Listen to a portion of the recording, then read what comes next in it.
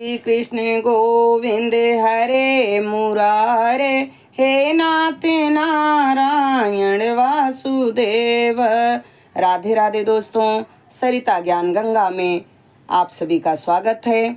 आइए हम लीला पुरुषोत्तम भगवान श्री कृष्ण के चरणों में प्रणाम करते हुए पुरुषोत्तम मास महात्म्य की कथा का श्रवण करें। 12 अध्याय। देव ऋषि नारद जी ने भगवान नारायण से पूछा, हे प्रभु, जब भगवान शिव जी चले गए तब शोकग्रस्त उस बाला ने क्या किया? श्री नारायण जी ने कहा, हे नारद, यही प्रश्न पांडु पुत्र युधिष्ठिर ने भगवान श्री कृष्ण से पूछा था। भगवान श्री कृष्ण ने युधिष्ठिर को जो उत्तर दिया था वही मैं तुमसे कहता हूँ, ध्यान पूर्वक सुनो। श्री कृष्ण जी बोले, हे राजन, शिव जी के जाते ही उस बाला का तेज नष्ट हो गया। इससे वह बहुत डर गई। उसकी ऊंची ऊंची श्वास चलने लगी और आंखों से आंसू गिरने लगे। उस तपस्विनी बालिका के हृदय में अग्नि सी जलने लगी तथा अंग प्रत्यंग में धड़कन सी होने लगी। अग्नि से जले पत्तों वाली वेल के समान वह झुलस गई थी। इस प्रकार कष्ट सहते सहते उसकी मृत्यु हो गई। सर्प जिस प्रकार विल से निकलते हुए चूहे को पकड़कर निगल जाता है, उसी प्रकार उस तपस्विनी वाला को बलवान काल ने अपने बस में कर लिया। उसी समय धार्मिक राजा द्रुपद यज्ञ की बहुत सी सामग्री एकत्र कर यज्ञ कर रहे थे।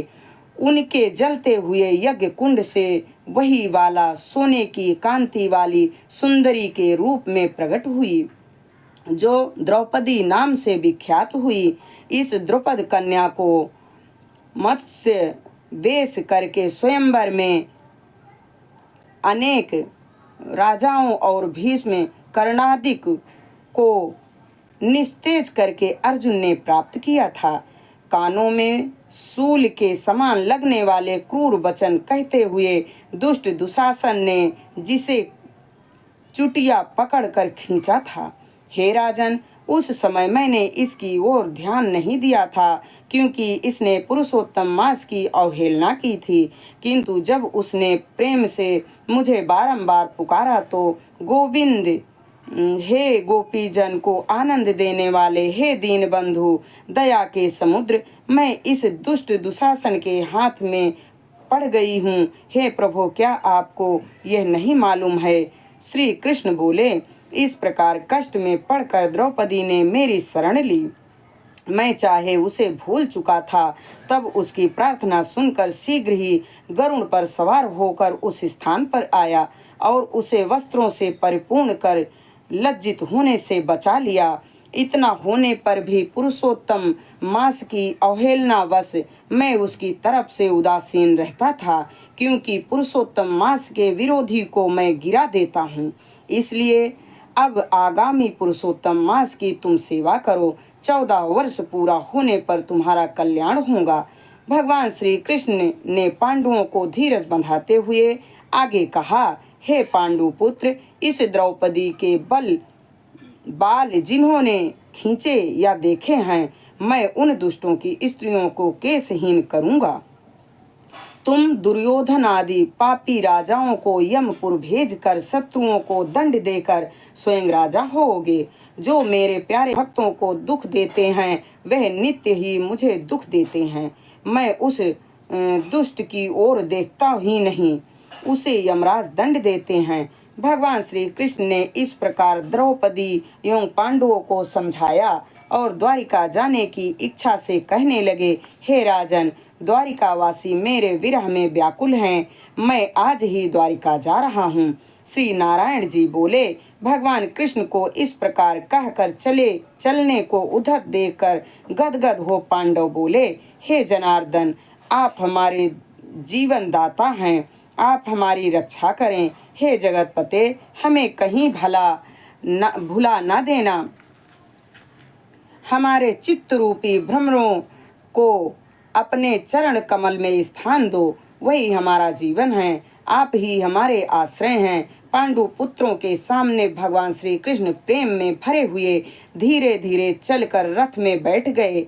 पांडव कुछ दूर उनके पीछे चले, जिन्हें श्री कृष्ण ने कुछ दूर जाने पर लौटा दिया और आप द्वारिका चले गए। श्री नारायण बोले, श्री कृष्ण के द्वारिका चले जाने पर राजा युधिष्ठिर तपस्या करते हुए तीर्थों में विचरने लगे। श्री भगवान के प्रिय पुरुषोत्तम मास में मन लगाकर भगवान श्री कृष्ण के वचनों को याद करके अपने भाइयों तथा द्रौपदी से धर्मराज युधिष्ठिर ने कहा, पुरुषोत्तम मास की कहिला तो सुनी ही है।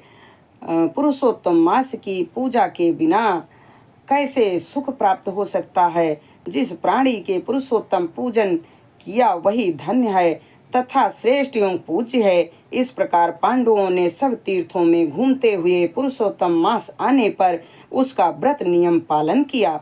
अंत में भगवान श्री कृष्ण की कृपा से 14 वर्ष पूर्ण होने पर उन्होंने कंटक राज्य प्राप्त किया। इससे पहले भी सूर्यवंशी राजा दृढ़धनुआ पुरुषोत्तम मास के व्रत के प्रभाव से बड़ी सुख समृद्धि पुत्र पौत्रादि का अपूर्व सुख तथा अनेकों भोग भोग कर बड़े बड़े योगियों को दुर्लभ भगवान के लोक को प्राप्त हुआ। हे मुनि, इस मास का महात्म्य करोड़ों कल्प बीतने पर भी मुझ में कहने की सामर्थ्य नहीं है। इति श्री पुरुषोत्तम मास महात्म्य पुरुषोत्तम व्रतोपदेशो नाम 12वां अध्याय संपूर्ण। यहाँ पर 12 अध्याय संपन्न हुआ। हम यहीं पर अपनी वाणी को विराम देते हैं। आगे की कथा कल।